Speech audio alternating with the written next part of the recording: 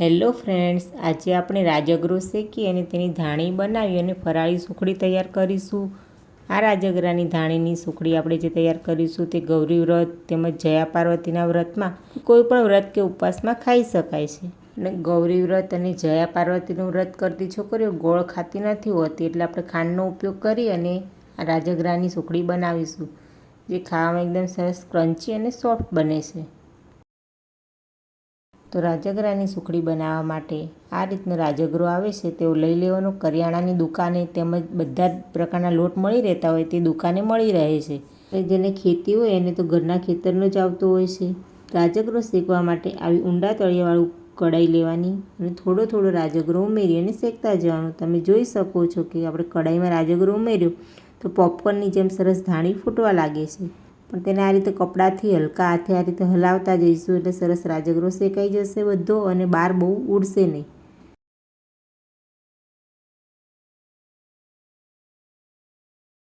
તેને બાઉલમાં કાઢી લઈશું અને બાકીનો બધો રાજગરો આ રીતે વારાફરતી શેકી લઈશું। ફરીવાર બીજી વાર આ રીતે શેકી લઈશું અને જો કપડાથી તમે નહીં હલાવો તો આ રીતે બધું બહાર ઉડીને ફેલાઈ જશે।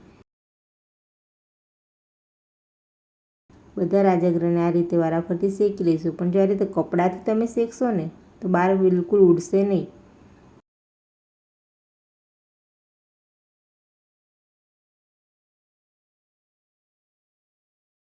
અને સરસ રાજગરાની ધાણી શેકાઈને તૈયાર થઈ જશે। બધા જ રાજગરાની આ રીતે ધાણી શેકીને તૈયાર કરી લઈશું। પછી તેને ચાળી લઈશું। અહીંયા ચોખા ચાળવાની ઝીણી ચાયણાથી ચાળી લીધી છે, જેથી શેકાયા વગરનો રાજગરો હશે તે નીકળી જશે અને ઝીણી કાંકરી કે માટી હોય તે પણ નીકળી જશે। આપણે બજારમાં લાડુડી મળે એ લાવતા હોઈએ છીએ તો ત્યારે ઘણીવાર ખાવામાં કાંકરી આવતી જ હોય છે, પણ આ રીતે ઘરે બનાવી આ રીતે ચાળી ચોખ્ખી કરી ધાણી અને પછી બનાવીશું તો ખાતી વખતે સહેજી મોઢામાં કાંકરી નહીં આવે। તો ધાણી સરસ તૈયાર થઈ ગઈ છે। હવે ચીક્કી બનાવી લઈશું। ચીક્કી બનાવવા માટે એક કઢાઈમાં અડધો કપ ખાંડ ઉમેરીશું અને ખાંડને કેરેમલાઇઝ થવા દઈશું। કેરેમલાઇઝ થઈ ગયેલી ખાંડથી ચીક્કીનો સ્વાદ બહુ સરસ આવે છે। તમે ચાસણી બનાવીને પણ બનાવી શકો છો। અને ખાંડ કેરેમલાઇઝ થાય ત્યાં સુધી આપણે થાળીને ઘીથી ગ્રીસ કરી લઈશું, તેથી ચીક્કી ઇઝીલી ઉકળી જશે। ખાંડ કેરેમલાઇઝ થવા લાગી છે। તો બીજા કોઈ ઉપવાસમાં ખાવા માટે બનાવતા હોય ત્યારે ગોળનો ઉપયોગ કરીને પણ બનાવી શકો છો। આ તો આપણે ગૌરી વ્રતમાં ખાવા માટે બનાવીએ છીએ એટલે ખાંડનો ઉપયોગ કરીને બનાવીએ છીએ। આ સિવાય ફરાળમાં ખાઈ શકાય તેવી ડ્રાયફ્રૂટ ચીક્કી, તલની ચીક્કી કે સિંગની ચીક્કી કે સિંગ પાક કે ઉપવાસમાં ખાવા માટે ખજૂર પાક, કોઈ પણ રેસીપીનો વિડીયો જોઈતો હોય તો તમે કોમેન્ટ કરી જરૂરથી જણાવજો। કેરેમલ આપણે સરસ તૈયાર થઈ ગયો છે। હવે એમાં 1 ચમચી ઘી ઉમેરીશું, જેથી ચીક્કી ક્રન્ચી તો થાય છે સાથે સાથે સોફ્ટ થશે। ઘીને બરાબર કેરેમલમાં મિક્સ કરી લઈશું। ઘીની જગ્યાએ તમે બટર પણ ઉમેરી શકો છો। ઘીને બરાબર મિક્સ કરી પછી રાજગરાની ધાણી શેકીને રાખી છે તે ઉમેરતા જઈશું અને આ રીતે હલાવતા જઈશું અને બરાબર મિક્સ કરી લઈશું।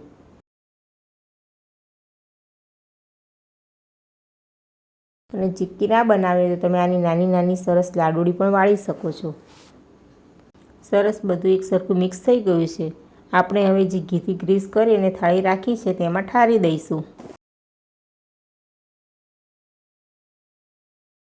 આ રીતે સીધા તળિયાની વાટકી લઈ અને ઘીવાળી આંગળીથી ગ્રીસ કરી અને તેનાથી પ્રેસ કરી દઈશું, એક સરખી પાથરી દઈશું।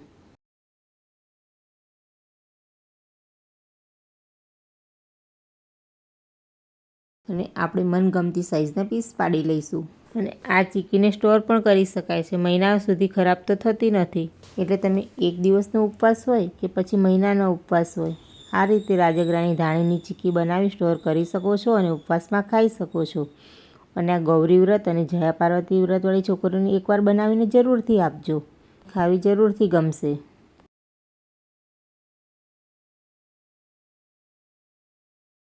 તો પીસ કટ થઈને તૈયાર છે।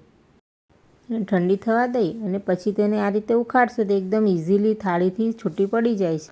તૈયાર છે ગૌરી વ્રતમાં ખાવા માટે રાજગરાની ચીક્કી, જે ગૌરી વ્રત સિવાય તમે કોઈ પણ ઉપવાસ કરો તેમાં પણ ખાઈ શકો છો અને સ્ટોર પણ કરી શકો છો। મહિના સુધી તો ખરાબ થતી નથી। તો એકવાર બનાવીને જરૂરથી ટ્રાય કરજો અને રાજગરાની ચીક્કીની રેસીપી કેવી લાગી એ કોમેન્ટ કરીને જરૂરથી જણાવજો।